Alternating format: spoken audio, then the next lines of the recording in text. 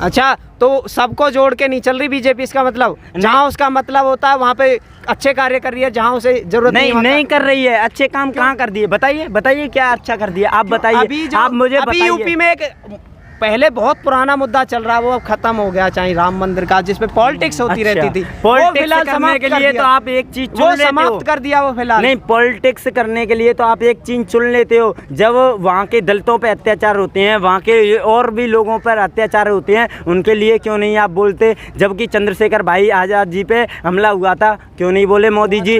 हमारे मणिपुर में हमला हुआ है, जो बहन बेटियों के साथ इतना घिनौना काम किया है, उस पर क्यों नहीं बोले 3 महीने से मोदी जी? अब क्यों बोले?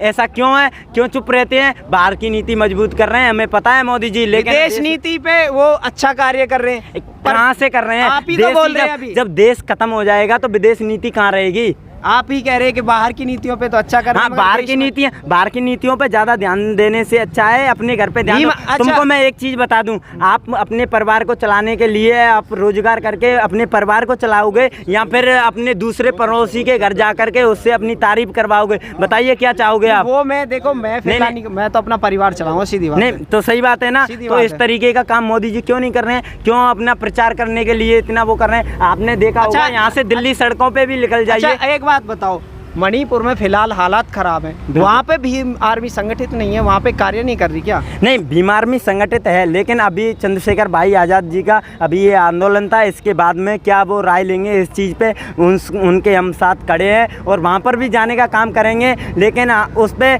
अब जो वो मुद्दा चल रहा है मणिपुर का, उस पर मोदी जी जब चंद्रचूड़ साहब बोले, जो जस्टिस चंद्रचूड़ साहब, जो CJI उन्होंने कुछ कहा, तब जाके मोदी जी खुद एक्शन लिया था, जब जाकर के वो बोले। तो इसका मतलब ये नहीं है, आप ये चाहते हो कि देश में जो चल रहा है वो चलने दो, हम तो बाहर अपना प्रचार कराएंगे। अच्छा, ठीक है। तो फिलहाल अब ये चल रहा है आंदोलन, कह रहे हैं कि ये 24 के चुनाव में मील का पत्थर साबित होगा। क्या लगता है कि और दल के भी, मैंने राष्ट्रीय लोक दल के भी देखे थे, और भी कुछ किसान संगठन यहाँ इसको समर्थन देने आए हैं, तो 24 के चुनाव में कोई इफेक्ट पड़ेगा इस आंदोलन? क्यों नहीं पड़ेगा? आप भी जानते हो, जिसके साथ अन्याय होता है ना, उसके साथ चाहे वो किसी भी पार्टी का हो, वो साथ खड़ा है, तो समझ लो कि वो भारत देश के संविधान को मानता है और वो अपने हक और अधिकार के लिए लड़ना जानता है। ऐसी क्या जरूरत पड़ेगी जो सारे दलों को इकट्ठा होना पड़ रहा है? क्या कोई दल ऐसा नहीं है कि जो खुद सामने आके जो बीजेपी को टक्कर दे सके? क्यों? हम नहीं कहना चाहते इन चीज़ों को। ना तो हमें कांग्रेस चाहिए, ना हमें बीजेपी चाहिए। कांग्रेस भी हमारे लिए कुछ काम नहीं कर रही है। आपने एक न्यूज़ सुनी होगी, सुन लो, पूरी बात सुन लो।